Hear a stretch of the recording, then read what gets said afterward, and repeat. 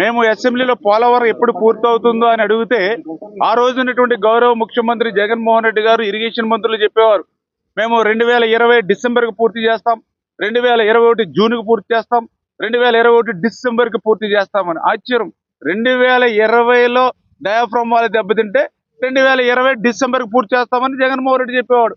అంటే డయాఫ్రమ్ వాళ్ళు ఉందో లేదో కూడా తెలియనటువంటి స్థితిలో నాటి ముఖ్యమంత్రి జగన్మోహన్ రెడ్డి ఉన్నటువంటి స్థితి, ఆ రోజు ఉన్నటువంటి స్థితి.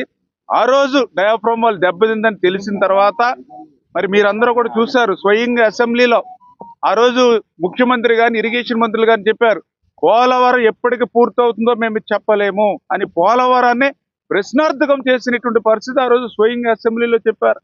వాళ్ళ మాటలు విని ఆ రోజు ఉన్నటువంటి ధ్వంసం చూసి ఆంధ్రప్రదేశ్ రాష్ట్ర ప్రజలు, తెలుగు ప్రజలు ఇంకా భవిష్యత్తులో పోలవరాన్ని చూడలేమేమో అని, పోలవరం ఒక కలగానే మిగిలిపోతుందేమని పోలవరం మీద ఆశలు వదులుకునేటువంటి పరిస్థితి.